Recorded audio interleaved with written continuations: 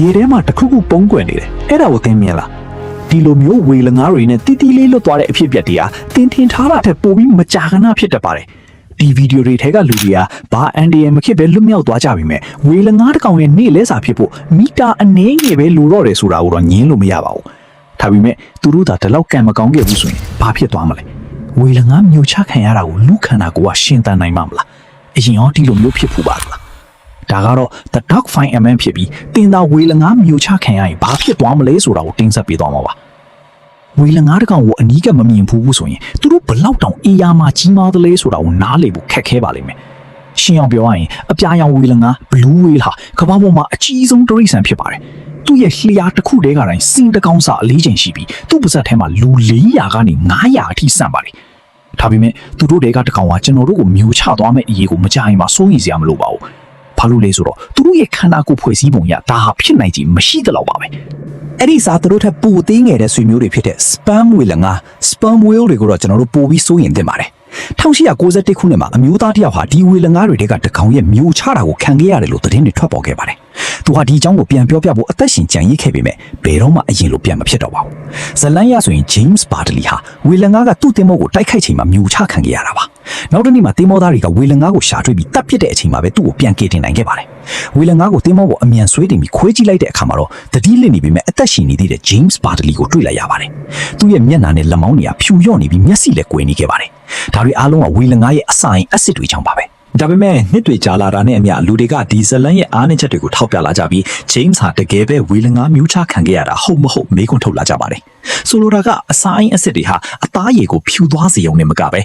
ဒီထက်ပိုပြီးဆိုးရွားတဲ့ပျက်စီးမှုတွေမဖြစ်စေဘူးလာ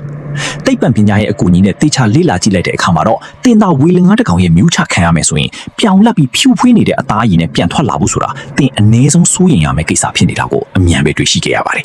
ကဲတင်မျိုးချခံလိုက်ရပြီဆိုတာနဲ့ပထမဆုံးစိုးရင်ရမယ့်အရာကတော့ spam ဝေလငါးရဲ့ကြောက်မခန်းလေးသွားတွေနဲ့အပိုင်းပိုင်းအဆုပ်ခံရဖို့ပါပဲ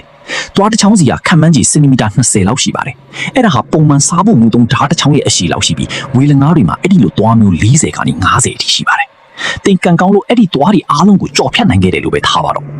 နောက်တစ်ဆင့်အနေနဲ့လေချောင်းတွေကိုစတင်ကျဆင်းသွားပါလိမ့်မယ်ဒီအောက်မှာကမှောင်မိုက်ပြီးချွေကြည့်ကြည့်ဖြစ်နေုံနဲ့မကပဲအောက်ဆီဂျင်မရှိတာနဲ့မီသိန်းတန်းငွေတွေများပြားလာတာကြောင့်အသက်ရှူရတာလည်းခက်ခဲလာပါလိမ့်မယ်တင်ကိုအောက်ကိုတုံးချဖို့ဝေလငါးရဲ့လေချောင်းကြွက်သားတွေကညှစ်လိုက်ဖြီလိုက်လုံနေချိန်မှာပဲဟိုက်ဒရိုကလိုရစ်အက်ဆစ်တွေကတင်အသားရည်ကိုစတင်စားတောက်နေပြီဆိုတာကိုလည်းခန်းစားလာရပါလိမ့်မယ်တင်ဘာတွေးနေလဲဆိုတာကျွန်တော်သိပါတယ်ကျွန်တော်တို့ဝေလငါးတွေကိုဝင်လာတာနဲ့ James Bartley ရဲ့ဇလန်ကတော်တော်လေးမတင်ကားစရာဖြစ်နေပြီလေတင်ထင်တာမမှားပါဘူးဒါပေမဲ့ဒီနေရာမှာရက်လိုက်ရင်ဘာပြောစရာကောင်းတော့မလဲဒါကြောင့်နောက်တစ်ဆင့်အနေနဲ့တင်ဟာဝေလငါးရဲ့အစာအိမ်၄ခုတည်းကပထမဆုံးနဲ့အကြီးဆုံးအစာအိမ်တွေကိုကြာသွားပါလိမ့်မယ်အဲ့ထဲမှာအချင်းအတော်ကြာရှိနေနိုင်ပေမဲ့ကောင်းတဲ့အချက်ကတော့တင်းနောက်ကနေရောက်လာတဲ့အလင်းရောင်ထုတ်လွှတ်နိုင်တဲ့ရေပွဲဒါမှမဟုတ်ပျော်ရွှေစီကနေအလင်းရောင်တချို့ရနိုင်တာပါပဲ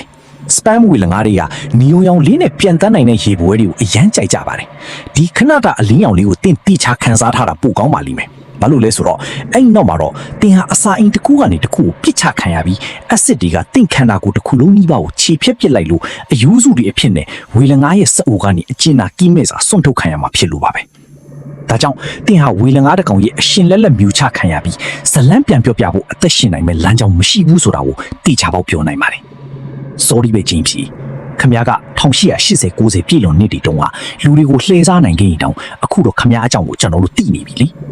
ဝေလငါးတွေကဘလောက်ပဲကြီးမားကျယ်ပြန့်ပြီးကျွန်တော်တို့အတွက်ဘီလူးတွေလိုထင်ရပေမဲ့တကယ်တမ်းကျတော့လူတွေကိုစားဖို့ပါစိတ်ဝင်စားမှုမှမရှိပါဘူ